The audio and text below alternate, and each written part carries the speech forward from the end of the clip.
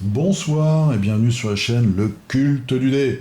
Alors aujourd'hui, je vais pas vous faire une vidéo sur les contrées de l'horreur, mais sur le jeu de la même famille, le jeu Horror à Arkham, le jeu de cartes. Et plus précisément, je vais vous parler des scénarios indépendants, qui sont à l'heure actuelle au nombre de 3. Des scénarios qui ont été créés pour des conventions ou des events un peu particuliers. Donc le premier, nous avons la malédiction du rouge-garou. Alors pourquoi je vous en parle? C'est parce les deux premiers sont sortis en français, donc c'est pour ça que je vous fais une vidéo. Le deuxième, c'était le Carnaval des horreurs. Ça, si vous regardez dans la playlist de ma chaîne sur Horror Arkham, je vous avais fait une vidéo sur son mécanisme, et puis sur pas mal de ses illustrations. Et le troisième est sorti il y a à peu près un mois, il s'appelle le labyrinthe de la folie, quelque chose comme ça, Labyrinth of Lunacy, qui est sorti pour les Arkham Knights 2017. Puisque en fait ces scénarios-là sont faits, voilà, tous les ans FFG fait une nuit de tous ces jeux dans l'univers de Lovecraft. Et bah pour la 2016, ils ont designé comme ça un scénario indépendant. Vu qu'il a été apprécié, bah ils l'ont vendu après sous cette forme-là sur leur site. Et puis ils ont enchaîné, et puis maintenant je pense qu'ils vont faire ça en fait chaque année.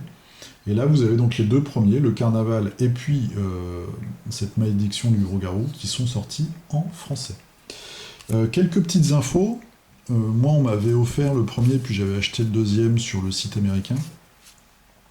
La version américaine, la qualité du revêtement des cartes est un petit peu moindre que ce que vous avez, c'est très léger, hein, mais on le sent un petit peu, sur les cartes que vous achetez dans les packs classiques, ce qui n'est pas le cas, je trouve, pour les cartes traduites. Moi je vois pas de différence, ou alors les sens se sont vraiment émoussés avec l'âge, mais pour moi les cartes sont vraiment d'une qualité, on voit même la découpe équivalente à ce que vous avez dans les packs de scénarios, les packs émites en fait habituels. Donc sur la qualité, c'est exactement la même chose. Au niveau du prix, donc sur le site, si vous voulez acheter en avance ou en américain, en anglais, sur leur site, les paquets ils sont à 20$. Le problème, parce que moi je voulais m'acheter le troisième, vous voyez, qui vient de sortir, c'est les frais de port. Donc la dernière fois, là il est en rupture de stock pour l'instant, il va sûrement revenir, mais donc 20$ de pack. Jusque là, on se dit bon, voilà. Sauf que une fois que vous avez ajouté les frais de port, je suis arrivé pratiquement à 50$. Donc 30$ de frais de port. En plus, il n'y a pas 36 options. Je crois même qu'il n'y a qu'une option. Donc voilà, j'étais presque à 50$, j'ai lâché l'affaire. Dans mon souvenir, c'était pas. Je sais que c'était cher déjà, quand j'avais acheté celui-ci, mais je me souvenais pas que ce fût aussi cher. Donc j'ai lâché l'affaire et puis je me suis dit je vais attendre. Les versions françaises, moi je les ai trouvées sur un site bien connu à 15€. C'est-à-dire en gros 1€, 1,50€ de plus qu'un scénario normal. Sachant que dans ces boîtes-là, vous voyez, il n'y a pas la grande feuille avec le descriptif, avec l'histoire et les conclusions. En fait, l'histoire, elle est sur des petites cartes comme ça. Ça n'a aucune importance. Enfin, pour moi, ça n'a aucune importance. C'est même plus pratique à ranger. Voilà. Alors, j'ai regardé avant de faire la vidéo parce que je voulais vérifier les prix, etc. Sur le site où je vais, qui est le plus gros pourvoyeur de jeux en France, c'est en rupture de stock, mais de toute façon, je trouve que très très souvent, même les packs classiques de scénarios sont en rupture de stock, et puis ça revient une semaine, 2 semaines après. Je ne pense pas, franchement, que FFG se prive d'une rentrée d'argent. En tout cas, j'espère pas, parce que moi, ça m'énerve, toutes ces sociétés de jeux qui font des figurines, ou des packs, ou des trucs limités, je vois pas l'intérêt, quoi. Vraiment pas l'intérêt, donc j'espère qu'ils vont en faire tant que les gens vont en acheter, entre guillemets, pour que tout le monde puisse, à l'envie, en tout cas, jouer ces scénarios. C'est des scénarios indépendants, donc soit vous faites une soirée spéciale avec vos amis, où vous allez jouer le scénario, et puis voilà, donc il a, vous voyez, son paquet, en fait, de jetons, hein, suivant la difficulté. Et puis vous avez toutes les menaces, vous avez tous les lieux, vous avez les ennemis, etc., etc.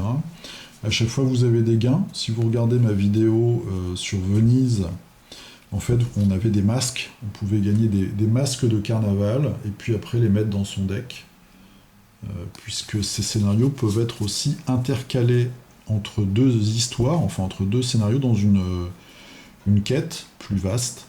Par exemple, si vous faites la campagne de l'héritage de Dunwich, bah là je vous avais fait le premier scénario, et puis je vais enquiller avec le reste un peu plus tard. Je pourrais très bien, en deuxième scénario, me dire, bon bah hop, on va mettre la malédiction du loup-garou. Donc on va envoyer nos aventuriers à la Nouvelle-Orléans à la poursuite de ce lycanthrope. Ils vont peut-être en retirer un avantage, c'est-à-dire en gros un objet ou une capacité qu'ils vont pouvoir insérer dans leur deck, ou pas du tout, ils vont peut-être se prendre des traumatismes, ou ils vont peut-être même mourir, on ne sait pas, enfin... Voilà. Mais vous pouvez tout à fait intégrer ces histoires-là dans vos campagnes. Voilà. Donc, je voulais vous parler de ça vite fait. Moi, le conseil que j'aurais à vous donner, bah, c'est d'attendre que ça sorte en français. Franchement, je pense qu'ils vont les rééditer. Hein. Je pense pas qu'ils fassent des trucs trop limités, ce serait vraiment bête. Bonne qualité. Moi, j'ai bien aimé Venise. Le rouge-garou, je trouve... Enfin bon, c'est peut-être moi, je le trouve très difficile. Je suis pas très bon en même temps. Hein. Voilà, mais bon, c'est des scénarios sympas. Moi, je suis pas encore lassé par le jeu, ça va peut-être venir, mais pour l'instant, j'aime bien la mécanique. Je joue 2-3 fois les scénarios, après je passe à autre chose, faut dire que ça sort quand même assez régulièrement. Je voulais vous parler pour finir de deux choses. Une chaîne YouTube que vous connaissez sûrement si vous aimez bien le deck building, c'est Arkham A... Non, pardon. Horreur, il est un peu tard. Horreur à Arkham JCE TV. C'est une chaîne belge, je pense. En tout cas, ils ont un accent belge. Ils ont exactement la même chaîne pour le jeu du Seigneur des Anneaux. Et en fait, bah, ils épluchent chacun des decks en vous disant, alors ils parlent pas des histoires, hein, ils épluchent vraiment les cartes de deck en fait, au niveau des synergies entre telle carte et tel personnage, les cartes qui sont bien, les cartes qui sont toutes nulles, les cartes qui vont bien avec d'autres cartes, etc., etc. Ils sont assez techniques, bon, tout en restant abordables, hein, c'est un jeu de cartes en même temps, c'est pas non plus des cours de physique quantique. En tout cas, c'est très bien fait. Ils sont soit 2, soit 3 pour vous présenter à chaque fois les packs. Et puis moi, je trouve ça agréable. Et puis, ils donnent des bonnes idées dans l'utilisation des cartes. Donc, c'est Horreur à Arkham JCE TV. Et il y a exactement la même chose pour Le Seigneur des Anneaux. Et ensuite, je vais vous mettre aussi un lien vers un des fils de discussion de Board Game Geek, du forum Board Game Geek, puisqu'il y a des fans en fait qui ont fait je vais vous montrer en parlant quelques petites cartes. Ils ont fait un post qui répertorie en fait tous les sites perso ou les sites DeviantArt des graphistes, des artistes en fait, des cartes du jeu. Donc ça, je trouve que c'est vraiment bien. J'ai trouvé ça par hasard l'autre jour. Vous avez donc comme ça la possibilité d'aller voir sur le net un petit peu tout ce que font les artistes. Vous avez toujours leur nom là en bas à gauche. Il y en a beaucoup.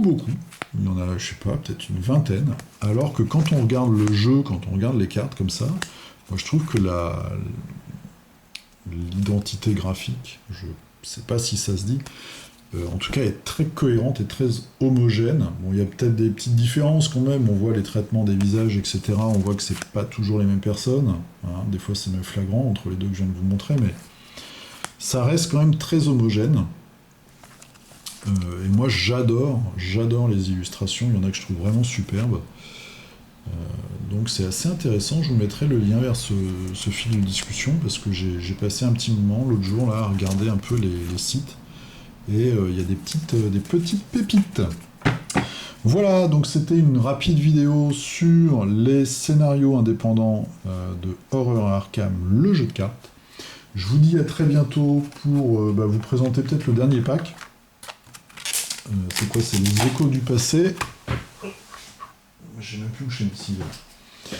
Voilà, c'est celui-là, les échos du passé. Donc c'est le deuxième pour Carcosa. Le troisième va sortir là, dans les jours qui viennent.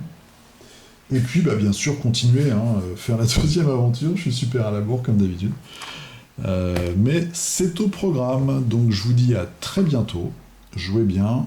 Prenez bien soin de vous. Et puis, ne faites pas comme moi, ne mangez pas trop. J'ai commencé déjà à me goinfrer. Je prends 2 tailles par jour. Là, c'est terrible. Voilà, je vous dis à bientôt, avant les fêtes. A plus, salut!